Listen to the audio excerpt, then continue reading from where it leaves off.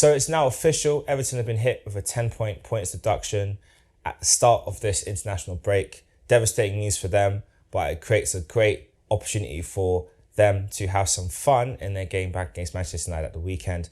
Before that, we're going to talk about our thoughts on that and just the reality of how, by the looks of things, with VAR, with the fixture pile-up, with the number of injuries we've had this season so far, the game is well and truly gone.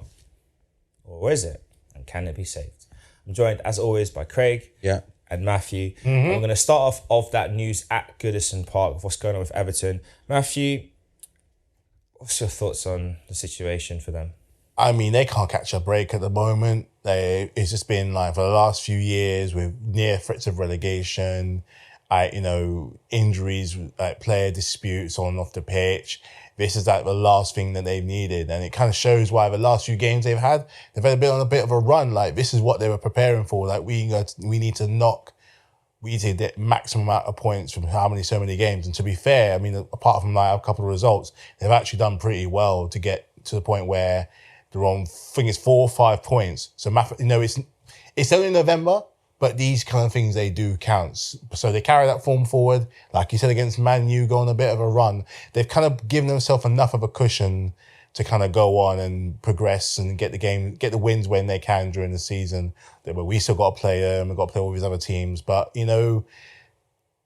I reckon they're disappointed. I think they're upset. With every right to be. Plus, they've got a new stadium by the river coming by. The last thing you want to do is have that glam stadium and playing in the Championship. So they're going to have that in mind. This is probably I'm not saying these points are a good thing, but I think it's giving them a bit of a reason to go on and try and push up that table and confirm their survival in some sort of way. Last year, they were in the rough of it between Leicester and Leeds. They won't want to be there again. And looking just by the form they've had so far with Daesh and just how they've improved and look a little bit more stable in areas, I don't think they're going to be there again. I think they're going to be in a relegation fight, but they're going to be ones that are a bit further up the table. But it sucks that it's happened at this point. It really, really does. Bit of a real shame, but I think they'll be all right. Yeah, I hope they can turn it around and figure it out, because it will be a shame to lose one of the oldest clubs in the Football League, one of the Premier League founders, to relegation. But for you, Craig, when you look at the news and how it all broke, obviously Everton are appealing it, so we'll see what happens with that, whether they are successful or they might get it extended, you never know. But how do you think Everton should approach this now, going into their next sort of 5 or 6 games? Win them all. Simple as that. They can't afford to lose in them all games. They have to win them all and get out of that relegation zone as quick as possible, because the team below them or in front of them start picking up points. They don't want the gap to be big, and it'll be before Christmas. Christmas is around the corner, so they want to narrow the gap. If they can get out during the Christmas holidays, then that would be good for them. If they can appeal it and be successful, well, I think they can maybe be successful with it. If they have a strong case to say this and that, whatever, then hopefully they can do that. But if not, they're gonna have to work extremely hard, win every game, be invincible for every game until they're out of the relegation zone. Yeah, and learn from these mistakes as well. Other clubs have to learn from what happened to Everton to happen to them. So I think what's also interesting as well is with these charges is that it's because 2 of the teams that got relegated last season put in a formal complaint about them. I think it was Leeds and Leicester, Norwich. Leicester. Leeds were one. I think it might have been Villa. Leeds and Villa. Yeah, I think it might have been Villa. That's why it was investigated into them. I mean, obviously we knew that when Farhad Moshiri took over in terms of ownership, they spent a lot of money on dross, whether it be managerial appointments that did not make any sense at the time or now in hindsight, or player signings which did not make sense at the time or in hindsight. They've really wasted money. And I guess for you, Matthew, when you look at that as well, how important do you think it is for other teams who will look at the situation, what's happened to Everton? How do you think other teams now will approach not just their transfer dealings, but also how they pick the managers that they bring in when they want to change things up? Well, it kind of depends on where they are at the time of Christmas. The Christmas fixtures are all really disjointed and unorganised sometimes, because I think they've moved it now around. So I think they're doing Christmas Eve on not Boxing Day? Because normally, from what I understand, is during Christmas Day, when they're in the fact at home, they go training halfway through the day to be fair to Boxing Day. They're not doing that this time, so it's moved around a little bit more. But you've also got to be conscious of January, the January transfer window. And you'll look at this every single time a lot of teams relegation when they want to try and get out, and they stockpile with teams with it's not just how many players they get, it's the kind of player that they have. So QPR was a prime example many years ago.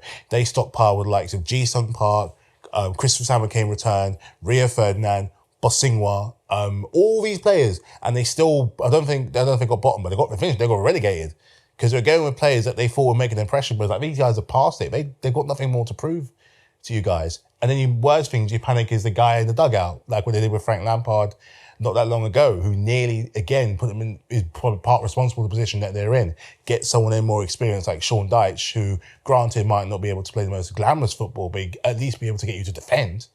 You know, and you look at the clubs like your Sheffield United's, Burnley's, Luton, maybe even Fulham, or maybe even Forest, you know, will look at something like this. And certain teams who have been there before will know how to cope.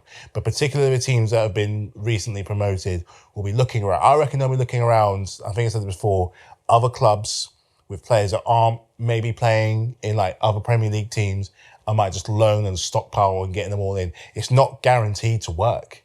You know, you got to get the right personnel in, and there's like, listen, there's a good chance in 5 months' time you could be playing in the Championship. So just bear that in mind. You're not just here for the thing and stink out the joint next season wherever we are. You've got to be here for the flog and the survival. And it seems that Everton, I think for the good players they have, because they've got too good a squad to be where they are. I think a lot of them do get it. You know, the likes of Pickford, he will get it. The likes of Calvert-Lewin, he will get it. The likes of Coleman, who's been there since forever, he will get it. And, you know, other players alike, they're going to realise that, you know, they could be like free generals of the team. They know what's at stake. And if I'm getting in a whole bunch of players, I'd consult them as much as I could because they understand the meaning what it is to this club. So I think that's what they've got to be mindful when they do their recruiting in the summer. Is like, no, don't just be a thing where you get the chairman involved, get the players involved, because they're down for the sinking. But are you down for the sinking? That is the big thing. They need people on board, and they need to make sure that whatever decisions they make between now and, you know, obviously now in this time period when they're trying to accumulate points and thinking about who they could bring in to help bolster the squad, that's going to be very important as well. Do you think, Craig, when you look at this whole saga, when you think about teams like, you know, Sheffield United who've just come up, who are struggling this season, it's been a very tough time for them. You look at Nottingham Forest, who have kind of steadied the ship more or less, but they did a lot of investments in terms of player turnover from their season when they got promoted, last year in the Premier League and obviously now this year. Do you think for those teams that are down at the bottom who might feel like, you know, let's actually chuck some money at it and see if we can get a solution, do you think this scenario might make them pause and think first before they start investing into players and even like I was saying, like changing managers and seeing if that works? Because there's been no one fired in the Premier League so far this season, which is quite astounding. And this is probably the first season in a long time when there hasn't been a manager sacked after this many games. Considering where teams are in the league, it's quite astounding. Well, I think the reason why, because there's not a massive gap between the team at the bottom and the top half of the table. There's not a massive gap. Like with Chelsea at the moment, a couple of wins will get them into the top half of in the higher up of the table. And where like teams like a Nottingham Forest or Fulham are, 2 or 3 wins will push them up the table. So it's not a massive gap at the moment, and everyone's taking points off each other. So it's like the only issue is with Everton is that because they were where were they in the table before they got their 10-point deduction? They were like they were outside the relegation zone. They're outside, yeah. So Burnley are bottom on 4 points. Everton are in 19th on 4 points. Sheffield United on 5th on 5, and then Luton Town out the relegation zone on 6 points. And if they beat Man United on Sunday, they're out of it. They're out of the relegation So it's zone. not the end. It's not the end of the world. It's not for the end them. of the world. They've given themselves enough of a cushion to get to where they are now. So, Definitely. and they all know that. Yeah. Yes, I mean, like I said, their last few games has been quite good. You know, win, loss, win, draw, win. They really need to make that a regular thing. Cut out all the losses, win, and draw one. Teams around them, make them count. Like the Lutons of this world and the Bournemouth of this world are relegation 6-pointer for them, so they have to win them. Those type of games they have to win. And if they play the big team like the Man Cities and the Arsenals or the Liverpools or the Chelseas, just avoid defeat, get a draw. Try not to lose. Try not to lose, get a draw. At least get a point. Yeah. Park the bus, get a point. At home. Or get a sneaky 1-0 win or something. At home? Yeah. Exactly that. Make your home ground a fortress. That's going to be the big challenge. Can they do that? Can they make Goodison Park be a difficult place to play? We know they've done that in the past, so it's not an impossible task for them, but can they do it? Just want to look ahead to some of their next sort of fixtures, just to see what they've got up ahead of them, because that's going to be the big challenge. Let's just look at their next. We'll go up to for the end of the rest of this year. So first up, they've got Man United at home, as we've said. Then they go to Nottingham Forest away. Then they've got Newcastle and Chelsea back-to-back home games early December. Then they have Burnley away. Then they have Spurs away, Man City at home, and they end the year Wolves away. So if I'm looking at those fixtures now, just based on what we've seen, previously, Burnley, Nottingham Forest are the 6-point games they want to get maximum points from. Wolves, it's a tricky one, and they can do it, but it's a tricky one. Man United, we would love them to do it for the humour, but it's going to be a hard one as well. Man United in form now as well, and then Chelsea, Man City, and Spurs, you'd probably say Chelsea, Newcastle, City, and Spurs. You'd probably say those four on paper are tricky games. Might be a foregone conclusion, but you never know, because Spurs have the injuries. Everton might see an opportunity there to get something. Newcastle have a few injuries as well, and they looked very shaky against Wolves in the last game. Bournemouth were in the last game. And I think Chelsea, we know you guys are on a good run, but Charity FC and rear its ugly heads. might come up. And Everton have got a good record against Chelsea at Goodison.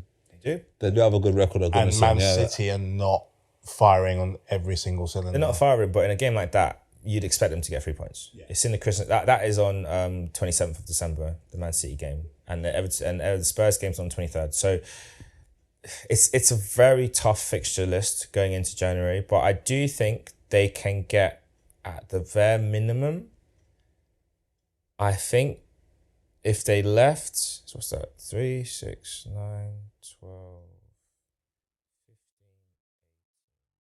There's 21 points, 24 points up for grabs there.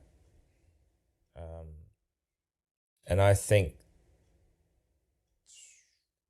if they could get 12, that would not be a bad return. It would mean they'll have quite a few wins and a few draws and, obviously defeats were expected. But we'll see.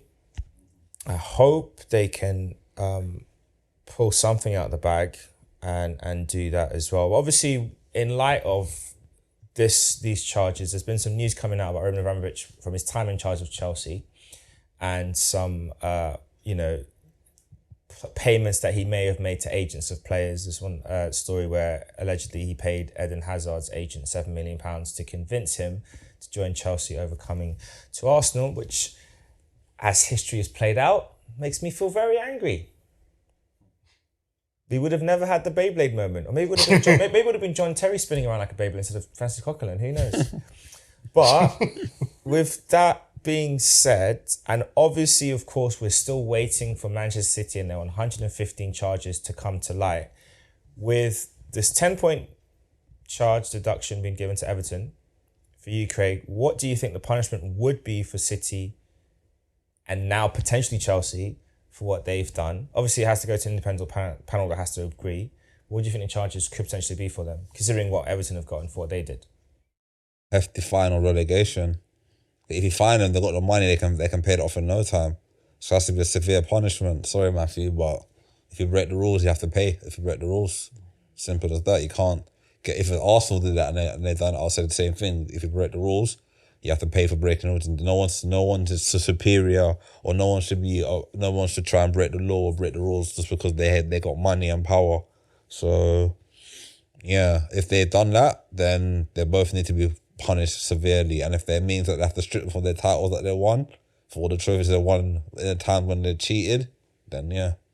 Yeah, I think this has definitely been a year of accountability across the world in general, and lots of things that have been hidden have definitely come into the light, which is good because people them need to be dealt severe punishment for their crimes.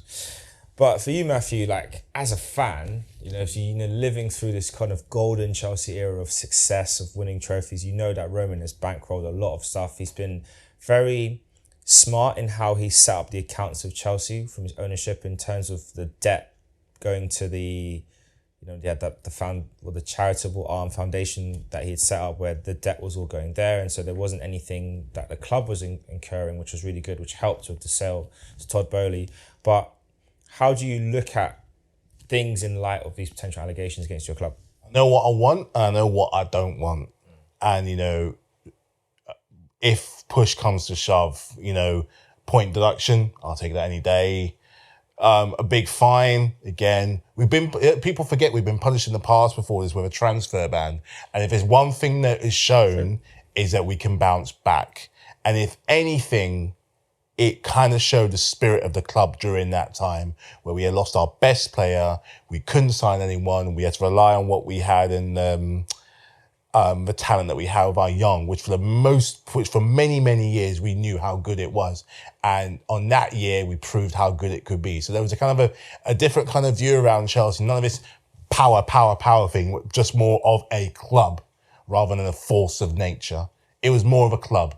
But this time, it's a different kettle of fish because, it's a different situation now because we've got so many other players, young players on these fat contracts. And possibly we don't know what the future is going to hold for us should something happen. But look, like Craig said, he's one of those things you just have to take on it and just move and prove a success and move on from it. If we get relegated, so be it. I'd rather be relegated than say they take away some of the things that we won, because I don't think I wouldn't put that on the players that were there at the time. They were just there to do a job. But relegation, I would take more or less over anything, point deduction, all these kind of things. It's not nice to hear that your club's been involved in things like that. It's obviously not nice. Obviously, hold a lot of pride. I'm still going to support them no matter what happens anyway. I'll still be going down to the bridge. Hell, I might even prove tickets dropping price. That's one advantage of me. And there's also the WSL women's team charging on 5-1 against Liverpool. Thank you. So, look, if there's one thing that we have is resilience. I think we'll pretty much take on whatever comes our way. So we'll see. We'll just have to see what comes. But listen, I'm only cool with this if the Sky Blues come with us. I agree. But that alone, just if we're going down, you're coming with us. I think that's fair. And let's just talk through some of what's been alleged against you. So the time period for which these payments were made were the seasons that were made rather is 05-06, 08-09 season, 11-12 season, 14-15 season, and 17-18 season. And obviously throughout those years, in 05-06, you won the Premier League, FA Cup and League Cup. Yep. 08-09, you won the Premier League and the FA Cup twice because they're counting it as an overlap in season. 11-12, it was the FA Cup, Champions League, and then because of the overlap in seasons, it also counts Europa League win. 14-15, League and Cup double, and 17-18, League and Cup double. Lots of trophies to lose if they are found. But in terms of what they've alleged, or what's been found in these secret Cyprus papers, or the Cyprus confidential files, is that there were payments that been routed through third parties to the agent of Eden Hazard, Antonio Conte, and the transfers of Willian and Samuel Eto'o. Now, we know with Willian, when he came to Arsenal, we were not happy with how that deal went down anyway. Not saying it was anything dodgy done, but the guy was a bum. And it was just a bad deal for everyone. In fact, I remember when he scored his first goal for Arsenal was a free kick on the last game of the his only game West Brom. against West Brom. And Arteta, I love it. His reaction, did he celebrate? No. Did he do a fist pump? Nah. Turned to the bench and swore in Spanish. Just like this guy. Now you score. All this time to deliver. Now you turn up. Say less. obviously ripped that contract up. So yeah, it's a lot, and there's obviously been talk about some of your deals, some of the younger players like Bertrand Traore and some other ones. So there's a lot in there, and we'll see what comes with it. Obviously, Roman's not involved with Chelsea anymore, and I'll be curious to see whether the Premier League actually do decide to punish you guys retrospectively or prospectively with this one. For us, the big one is Man City because it's just too many charges. Everton's one was a handful of charges, and look how quickly it's been resolved. We're still waiting for Man City. And like you said, Matthew, you're right. The Sky Blues need to come down with you if they're found guilty. For you, Craig, what do you think needs to happen now in the sport to kind of bring a sense of fairness and transparency back? Because this has been historic financial abuses that have been done by clubs and led to their success. Well, it starts from FIFA. All of it's all corrupt. It's all corrupt. So if they're gonna say they want the club teams to be clean, then the whole thing has to be cleaned out, wiped out. The whole body. The whole thing has to be clean. Wipes. If it means you have to sack people, lock up people, do what you have to do. But it has to start from FIFA, UEFA, all the way down to all the governing bodies, and have a refresh. And if it means, and when it comes to the owners as well, I would say that before they come into the clubs, you have to make sure they do a proper check, not this fit and purpose rubbish that they're talking about. That's bullshit. Sorry, that's not. That's rubbish. They don't do their job properly, because if they did their job properly, why did the Everton owner waste all that money on wasted all that dross? Even thinking back to Leicester when they were first taken over. By the guy who died? No, but the guy before him, the previous owner. Oh, the Thailand was... Yeah, the Thailand. Yeah. He had no money. Yeah. It's like, how did that even pass fit and proper testing? And obviously, we're not going to talk about Newcastle.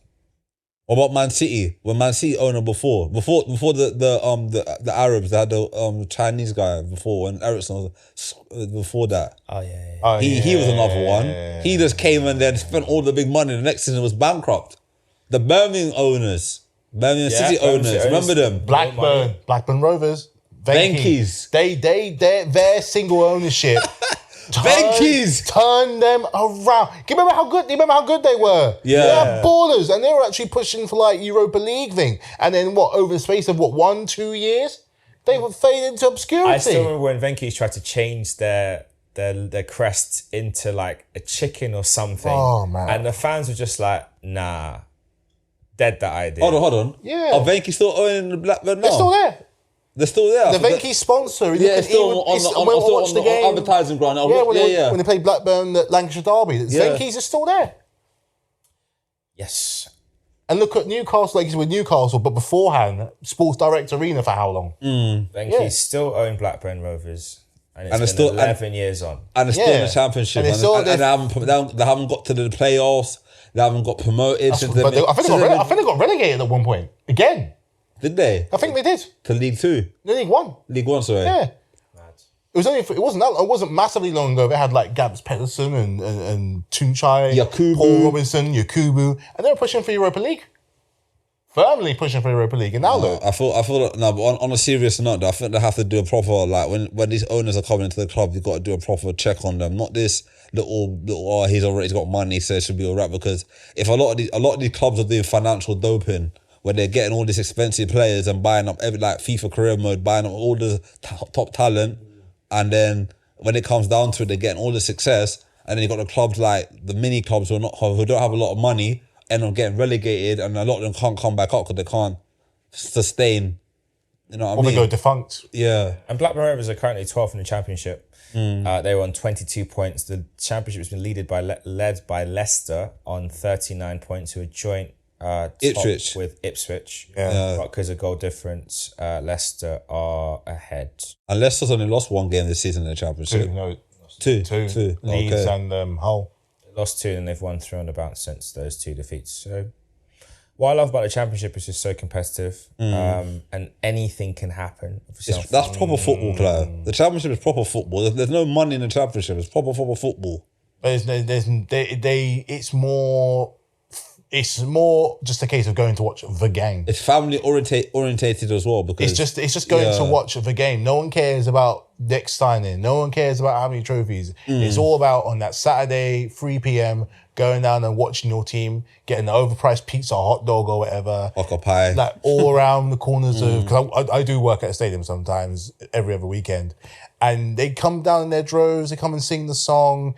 Stadiums are tiny in comparison to the mega ones we have in the Premier League, but you feel, you hear everything the fans, the players, you feel it all, and that's their little happy spot, man. This come down, they all can agree about on the club, and that's what it is. It's like a little social thing right there. So I guess on that note, then, what would you say is the biggest thing from a fan experience perspective that separates out the Championship from the Premier League, that the Premier League has sort of lost over the years? It's lost its spirit. It's lost its hearts. And it's lost what it meant to the people who put years and years in to only try and appease foreign tourists, investors, and those look to do like a community project. You know, I'm not saying that these things are bad, but what they're saying is that they're not football. And I think it's good to make a distinction between foreign tourists and like foreign fans, because you have foreign fans who were like super invested in these clubs. Big time, yeah. You know, and when you think about like the hours they have to wake up to catch their teams, especially obviously fans of Premier League clubs, but you got fans that are, because of games like Football Manager and obviously FIFA now, EAFC. They've grown to appreciate the clubs that are lower down the football league, the football pyramid. So I think it's important to distinguish those two, because I think a lot of the discourse online now, when it comes down to fans from overseas, it's like it's almost like international fans don't have the same commitment, or not commitment. They shouldn't be viewed in the same way as the domestic fans, because they've not been here and it's not the same for them. But it's like we all love our clubs. They'll follow. But I think it's good that you mentioned that about tourists, because you know you do see a lot in games in the Premier League where, I know for Arsenal, we went through our barren period of not being good at football. But you notice that the corporate boxes were getting emptier and emptier. And so like now, because the team, you know, had a good season last year, even though it didn't end as well as we would have liked, there's such a difficulty in getting tickets and stuff. Yeah. So things have changed. So yeah, the tickets for those fans where it means so much, and it goes to a person who's just there to look good. And this is not just football. Formula One does the exact same thing, depending on where you want to go. And that's why things like the Super League will just cause such an uproar, because it's not catering to the core base of fans of what it means so much, and where they're practically stakeholders to the club. You know, obviously these things need money to run, but then you lose what was special about them, to the point that some of these stadiums and places become carbon copies of each other. You know, you look at what happened and the Brentford stadiums are lovely. I know you go there. Yeah. The Brentford stadium's a lovely stadium, gorgeous stadium, absolutely, like, you know, stunning from where it is. But, you know, they've still managed to put it in an area where it's still kind of people focus, as opposed to say something like, I know this was for a long time for them, what happened to the West Ham stadium. I still think they could have done something with the Boleyn. That Boleyn had a heritage. The fans there claim that they won the World Cup with the players that went. Whereas now they merely took on from, all right, granted, it's starting to bear fruit now, but a lot of them, if you could say to bring the Boleyn back for a day, they're going to the Boleyn for a day. With the Olympic Stadium, it was a choice of either having West Ham in there and Tottenham. So, like, who really wanted to be displaced? I think West Ham have made it work because it is still in East London. Yeah, they made it work. Yeah. But yeah, it's just losing. I just think I think they're using football. They're using it for one, but you lose something else in return. You know, you look at all these gentrified areas, and the stadium and that is the hub of that all. But I know you're doing that to lose a part of the fan base you seem deem undesirable, something that we can all agree on. But at the same time, you're losing grandfathers, fathers and sons going there 3 p.m. watching their team play, because the tickets are extortionate. They are. Absolutely. Like everything is these days. You know, you're losing why people go to these things in the first place, a sense of bonding and community. But the Championship has that in absolute droves. You see a plethora of people. I've seen, dads and mums taking their kids for the first game, so excited. And the team might get battered, but they'll come back next week. They'll come back next week. My first game, my first this and that, whatever. I can only speak from one club. There's one club that I work at. But it's going to be like that all around the country. I follow a League One club as well. I'd love to go down there because that's where I'm from. Just to love football again, But, yeah, for all the glitz and the glamour, the Championship and the lower leagues, that has the hearts. That has the soul. And I think that's one of the reasons why VAR has been such a polarizing thing, because the experience in the stadium when they're doing VAR checks, you just don't know what's happening. This means, okay, check in process, check in offside, check in handball, check in potential shirt pull, check in goal given. Yeah. And then depending on what stadium you're in, they might show you the replay. Because at the Emirates, they flash the replay up. One replay, they'll give you a quick flash the replay. And I remember one of the games, which was the one, the one against Man United when I was there. And when Gabriel stepped forward and Alejandro Garnacho was offside, they flashed that replay up on the screen. Sweet. But you don't get that experience. You don't know what's happening. And it's one of the things where other sports have gotten it right, where they tell you what's happening or show you what's going on. Just show us the thing. This thing. It's not. No one's going to run onto the pitch and attack the referee. You'd hope. Yeah. But I guess, with that being said, Craig, from your experience of working in stadiums over the last couple of seasons, so you've worked in stadium pre-VAR, post-VAR, have you noticed a difference in attitude of fans in and around the stadiums now going into games as a result of the introduction of VAR and how that's changed things for them? One thing I noticed, because sometimes I work at Brentford, or sometimes that's at the Brentford games, sometimes the fans, if their team are losing, they'll come in and order drinks and food straight away. They won't go and watch the whole game, and they get very irated and all that. They start swearing. I remember the last game they played against West Ham, I think they scored a goal. I think West Ham scored a goal and they were very angry about it. And I think a lot of them were swearing and said, bloody VAR, hate VAR, I can't stand it. And a lot of them were getting very angry. I can understand their point of view, because they're not used. A lot of these older fans are not used to this VAR, because they're used to if the lads put their flag up, it's offside. Now they got a computer telling them, no, check it. Or somebody behind a computer telling them, check it, it's offside. All these lines and all that. So I do feel it for the older fans. And I think I kind of think VAR is kind of spoiling the game of football, because now referees are under intense pressure, more pressure than they need to be under pressure, because they have to manage a game. Injuries or red cards or incidents in the game are going to happen. And then on top of that, they've got to do VAR on top of that. So it's like, you know what I mean? They're not really doing their jobs properly, because they're not making decisions either. Whereas how it should be is you make a decision, and if you're wrong, VAR says, hey, look, can you check that because I think you got it wrong? Or, yeah, that's fine. Rather than, I won't do anything, VAR will bail me out on VAR. And we've heard enough of the audio in the VAR control room to ultimately say that it's not a professional working environment.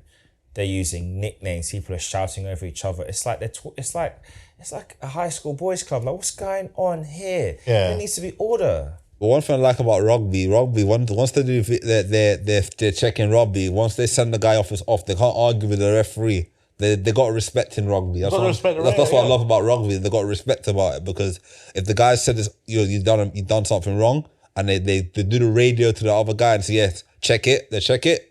Off, yellow card, red card, they're off. I watched the Rugby World Cup, and I watched one of the games, and one of the guys got sent off for he did a bad tackle and hit the guy. They sent him off. The guy had to take it on the chin. He couldn't go back to the referee, said, why are you sending me off for? Or after the game, the manager from the country is saying, this is a disgrace, this, that. You know what I mean? So, yeah. Cricket's the same as well. Cricket's the same. They show you and they keep you in the loop, and they solve their problems quite quick. I mean, it's like a 1-2 minute window, boom, and the game because there's no risk of added time, carry on. It needs to be short. The VAR check should not take 5 minutes. If within 30 seconds you can't determine what's happened, move on. Don't give it. Why do you need to do super slow-mo? If you can't see, in 30 seconds, if you can't tell what's happened, move on. The other thing I want to ask though, because obviously, with playing Sunday League football, you do, Craig, and Saturday League football as well, do you feel that the way how professional players on TV respond to referees, is that having a negative trickle effect down Sunday League football? You're seeing the worst behaviour from players and also from fans, managers, and parents on the sidelines. 100%. I played football on Saturday and we lost the game, but the referee, some of the decisions the referee was making in the game were very it was under a lot. The players were getting onto him, saying to him, "Ref, why are you making this decision?"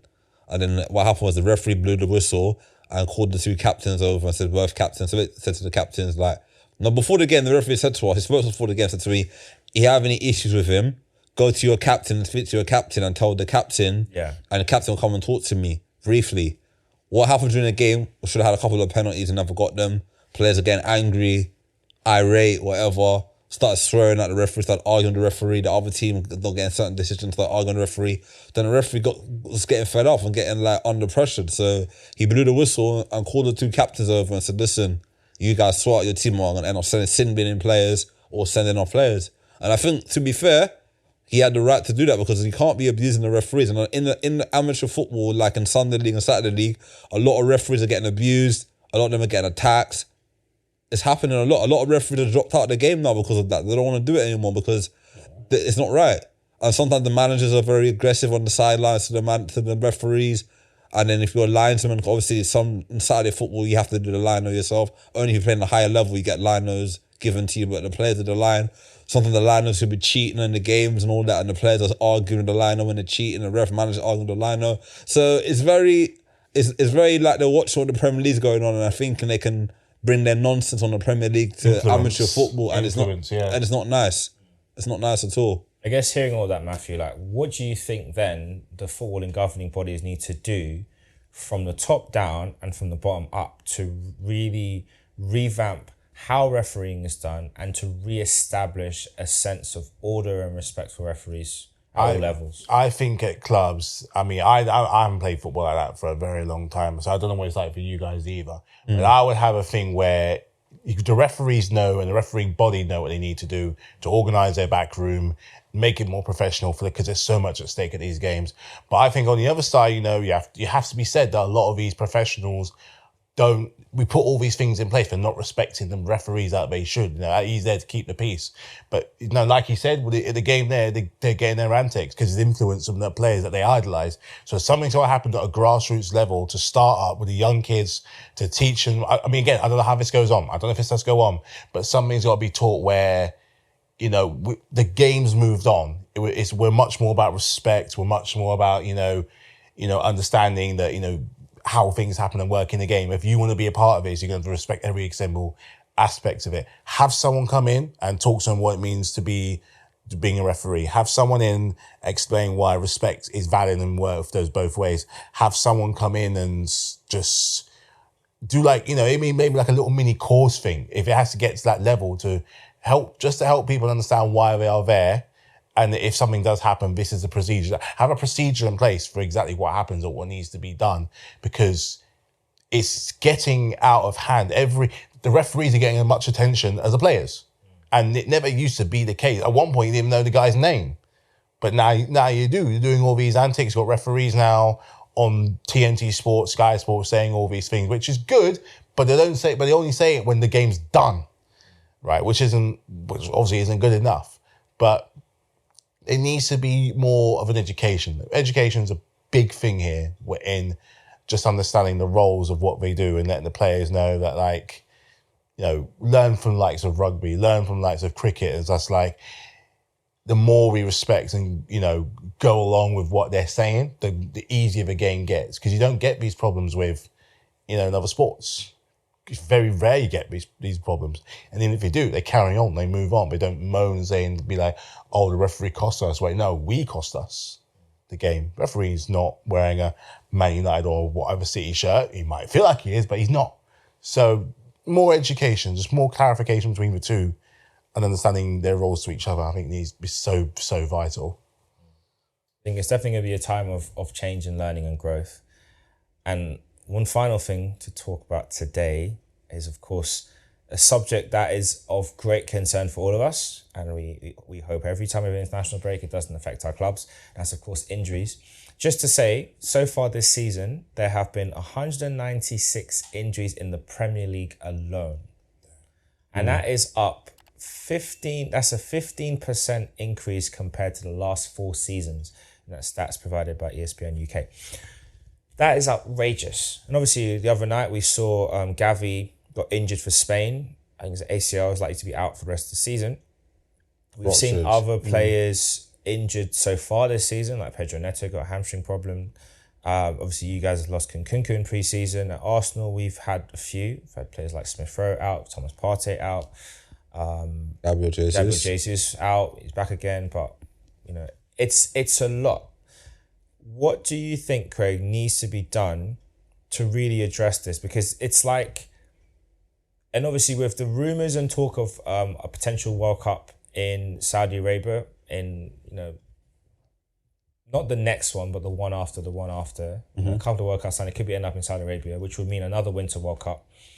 What do you think needs to be done now? And of course, coming next season, the Champions League is going to be even longer and bigger because they're introducing more groups and more phases and more teams to be part of it. What needs to be done now to really kind of prioritise player welfare? You need to limit the amount of international football being played. You don't need so many international, like Nation League and all that nonsense. I need to scrap that rubbish, man. It's just rubbish. It's rubbish. No, I'm not being funny, but who watches the Nation League? We're going to win the Nation League. Come on, man. Is it going to help them get qualified for the World Cup? Or is this nonsense? Is this all about money? It's greed. You play enough money, you play Premier League, Champions League, FA Cup, League Cup, Europa League, Europa Conference League. How many competitions pre-season? When you go to America, China, Japan, to all this lucrative money these clubs are making, they need to worry about the players' welfare. I feel that they need to scrap some of the international games because it's too much. To me, look at Gabriel Jesus, for example. Last season he went to the World Cup. Arsenal were doing well. It didn't score a lot of goals, but it was doing well. Went to the World Cup, got injured. He was out for how many months? Almost 4 months, wasn't it? Comes back from injury, scores a couple of goals here and there, but was not the same player.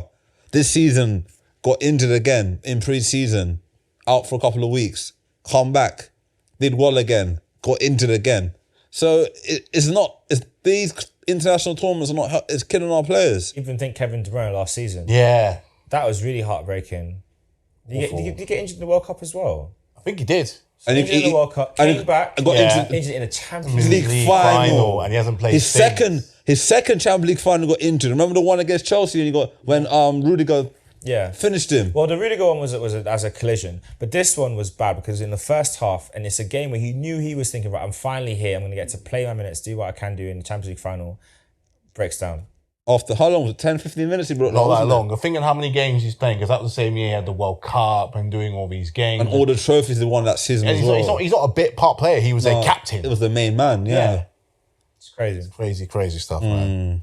Okay, it certainly needs to be done. I mean, for you, Matthew, what do you think, or what would you like to see happen now? Like, because I feel like we're at a point now where either the leagues and the federations in charge make a decision, like FIFA, UEFA, FIFPro, which is the governing body that governs all footballers around the world.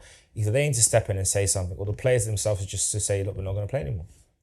I mean, going back to what you said with stuff like the Nations League, it's just filler. It's extra content. It doesn't mean anything. It's not going towards anything. No one's celebrating the fact that you've done it, all right? So content's got to be cut in some sort of way because it's content. That's all it is. It doesn't mean nothing. Also, and I know this is the England-centric problem, but it's still an important problem. If you're going to do these internationals, you're playing 2 games over the week that there's no league action, at least give it to the players that you know you're going to go with in that coming tournament. If you know the players you're going to pick, you don't need to call them up because you're going to pick them anyway. Yeah. So call up players that you're not sure whether they could be a part of your squad. So, like, you know Harry Kane, to me anyway, Harry Kane's going to start for England until he decides to retire. That's a given. Doesn't matter, like, his form could drop off a cliff, but because of his quality, he will still get the start. So in these international weekends, why not give Ollie Watkins, not a call-up, let's start the kid. If you're going to call up Nketiah, let's start him. Wilson, let's start them. I remember years ago when Sturridge was still actively playing, and it's a shame that he's practically retired, but when he was still playing, and I remember when he started in a couple of games over Harry Kane and Rooney, you're just like, okay, this is interesting. Let's see what he can do. And he was showing you what he could do. He's He got was good. something. Yeah. You need that because the players know Harry Kane's the first choice starter. They know when Henderson gets called up again, another choice, 7 of internationals, what more do you need to learn? You know what Henderson's going to do for you. You're not learning anything new. When we had all this debate about Trent versus Trippier versus Walker, it's like, okay, let's call up Trent this week. Let's start him right back. Let's see how he does. Goalkeeping debate. Pickford's number 1. Okay, let's try someone else from the start. Okay, I know for these ones he did give Sam Johnston some starts and everything, but let's be creative. You're always calling up Maguire. You know what Maguire can do. You got other people, like other options. You know, you called up Tomori. You had Tomori and Gray playing in the last game. Tomori played left back. Why is Tomori at left back? Guy's a centre back. Like, what are we doing here? So that's my thing. Like, if you really want to showcase the pool of talent we've got in England, because there's a lot of really talented players in England that don't get an opportunity for the national team, and you don't understand why. Players like James Ward-Prowse, he should be called up for the national team. What more does the guy need to do this season? I'm glad Bowen gets called up, but he should be getting calls up way before when he did. We know with Maddison, he got called up and then wouldn't get utilised for a while. Obviously, now he's out injured. Another player. Ivan Toney, for example. Before he got banned. Think of all the players that stopped playing for England, go for other nations just because they don't get a chance because they know other players will be going in and guaranteeing their spot. But that's like that. Now, right now, in the last, 5, 6, 7 years, we're blessed in pretty much every position that we have. So showcase the talent that we've got. Play them. Give them a chance. You know, missing out on. You know, I know Harry Kane's important, but you miss out on the talent. So like your Watkins, your Wilsons. You know, I know he doesn't play that much anymore, but Abraham at one point was getting it. Tony and Ketia. You know, so many. It wasn't like it was just one position. It's all over the pitch where we got these guys that can perform. So, and it needs to make it a little bit more interesting. I mean, think back to the days like when we were probably like high school days when you had guys likes of James Beattie getting into England squads and playing for England. Yeah. You know, James Beattie at Southampton was a goal machine. Wasn't like super prolific, but he always had a good run of games. He had a good free kick on him. He could get goals. You think back prior to him, you had likes of Kevin Phillips. He was there in and around that whole time. Like Jermaine Defoe. Yeah. You think of Peter Crouch. You can always think of different strikers in those areas when they got a chance to kind of threaten the main person. Emil Heskey, who people love and hate, like Marmite. Yeah. He was a guy. David Nugent. David Nugent. Remember John Stead? Yeah. Ricky Lambert. There you go. Lambert. So we can think of strikers over the years that have been getting an opportunity to play for the country and make a stake for the position. And I think that's why if you're going to have all this fixture congestion, there should be because otherwise what's going to happen is the best managers are going to figure out all I got to do is my player's injured the last game for these nationals and miss it. I'm not pointing any fingers at anyone, but I know a guy in Liverpool that's been doing that. So I know a guy from Manchester used to do it all the time before. So it works. But it shouldn't have come to that. Managers shouldn't have to be strategic about their players for you to kind of do things in a balanced way. But that being said, we've got games coming up this weekend. We talked about them in the last episode, so if you want to hear our thoughts, our predictions, our expectations, our hopes, listen to that one. This has been another fun episode, and we'll be back next time after this weekend's games, where we're going to hopefully see 3 points across the board. And Man United, we'll see what you do. That's us signing out. See you next time. Peace. Peace.